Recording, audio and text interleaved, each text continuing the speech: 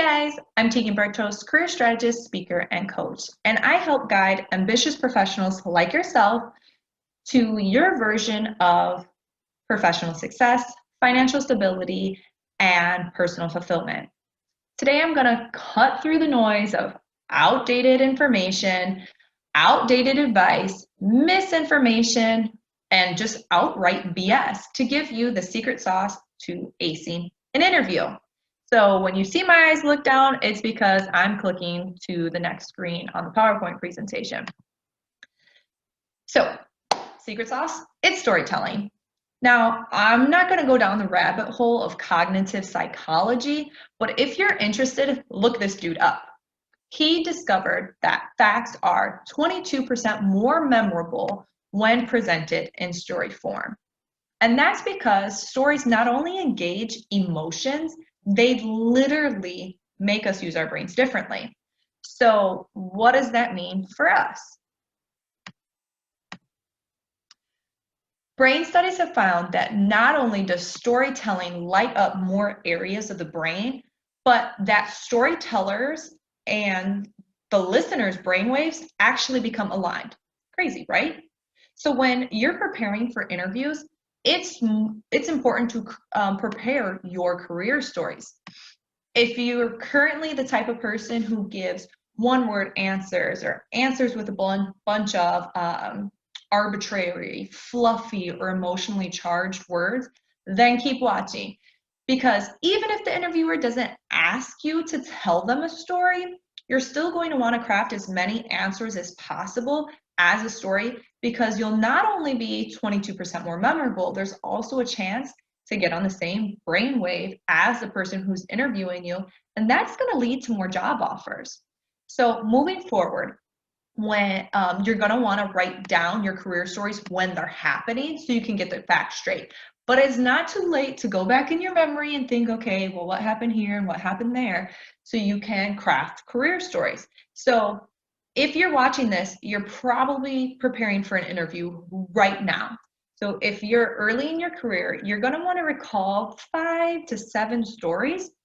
If you're more seasoned in your career, you're going to want to recall 10 to 12 stories for your preparing for your interview. But honestly, any experience you have on your resume, be prepared to tell a story about. So think about a time when you showed any competency that an interviewer will look for when asking an interview question. So adaptability, conflict management, creativity and innovation, integrity, leadership, resilience, teamwork. So, I mean, there's just like infinity more competencies that they could be looking for. But common interview questions, you can prepare for them. So my recommendation, the secret sauce when coming up with your career stories and crafting your career stories, is using the SMART method. So recall a situation, ideally with your scope and responsibility quantified. So add the metrics in, recall the action you took and the results you achieved, and then tie it all together to the role that you're applying to so it's relevant.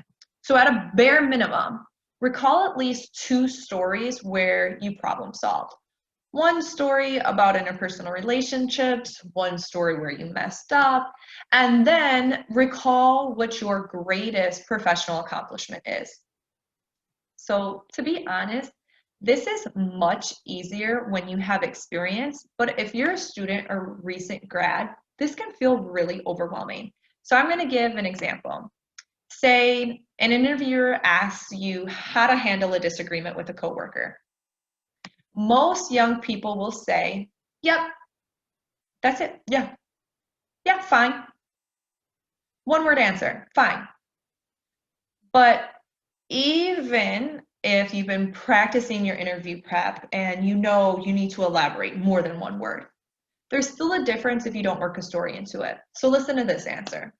Disagreements happen. I try to understand my coworker's perspective first and then try to create a win-win situation, because at the end of the day, we both want the same thing, the job done right. That's a decent answer, but is it memorable? Is it going to bring you to the top of the pack?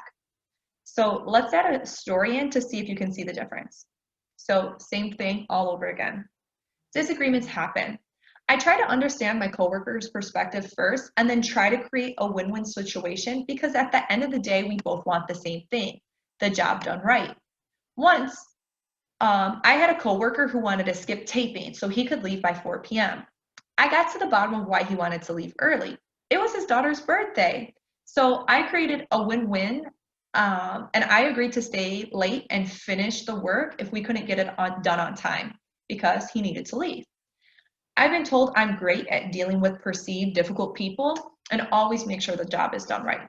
So, do you see the difference on that last example? How this story could be more memorable than just a fact, and how the last statement ties that story at a previous job into the company that you're applying for, because you're going to leave the interviewer with a certain perception about you. So you answered the question. This is how you deal with conflict. You told a story to prove that this is how you deal with it. And then at the end, you left the impression that you're great at dealing with difficult people, and you always make sure the job is done right. So now that you know my secret sauce for acing an interview, it's time to start working on your career stories. For more interview tips, I've linked a few previous videos down below that I've recorded in the past, but feel free to head over to my channel to see all of them. And if you need more help, don't hesitate to set up a one-on-one with me. If you want to be notified of when new videos are going to be dropping, don't forget to subscribe.